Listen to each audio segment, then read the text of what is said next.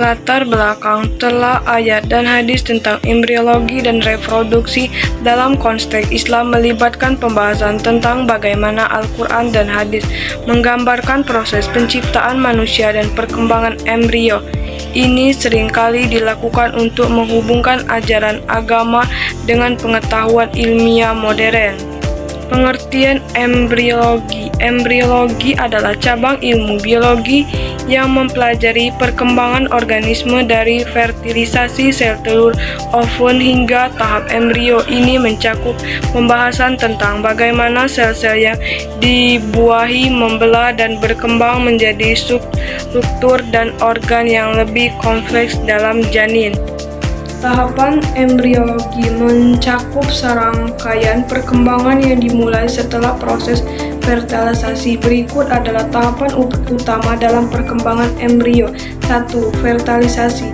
Pembuahan terjadi ketika sperma memenuhi sel telur ovum membentuk zigot. Ini terjadi di tuba Fallopi. 2. Pembelahan. Zigot mulai membelah secara mitosis menghasilkan sel-sel yang lebih kecil dalam proses yang disebut pembelahan. Hasilnya adalah morula. 3. Morula.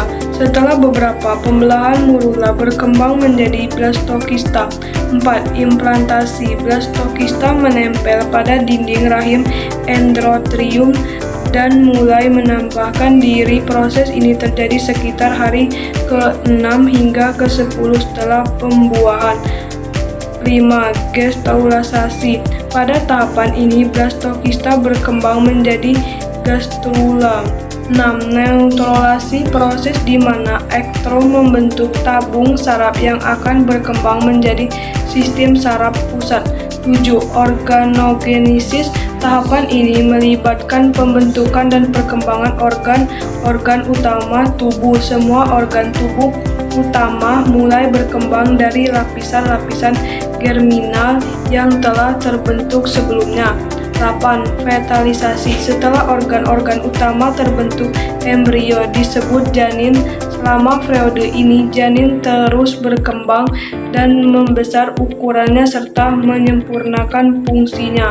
9. Kelahiran. Proses akhir dari perkembangan embrio adalah kelahiran. Setelah sekitar 40 minggu kehamilan, janin siap untuk dilahirkan ke dunia luar.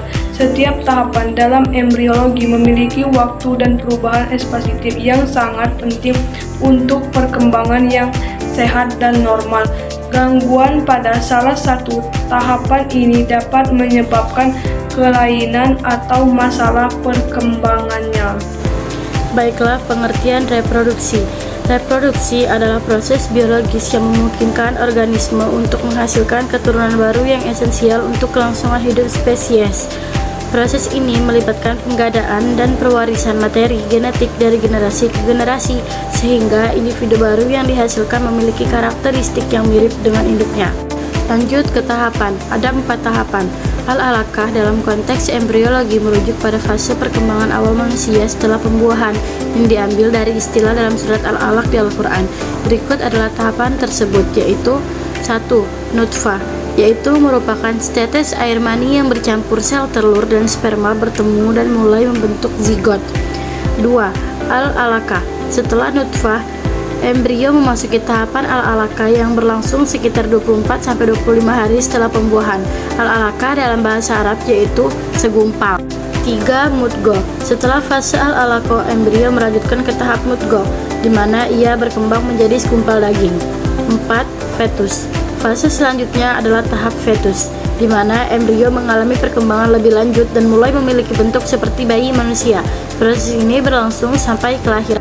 Lanjut, ada reproduksi manusia. Reproduksi manusia adalah proses biologis yang memungkinkan terjadinya kelahiran individu baru. Proses ini melibatkan penyatuan sel telur dari wanita dan sel sperma dari pria melalui hubungan seksual atau metode reproduksi asistif seperti inseminasi buatan. Setelah pembuahan, zigot yang terbentuk akan berkembang menjadi embrio, kemudian janin, dan akhirnya lahir sebagai bayi. Proses ini juga melibatkan perubahan fisiologis dan hormonal dalam tubuh wanita untuk mendukung perkembangan janin hingga kelahiran. Terakhir, kesimpulan.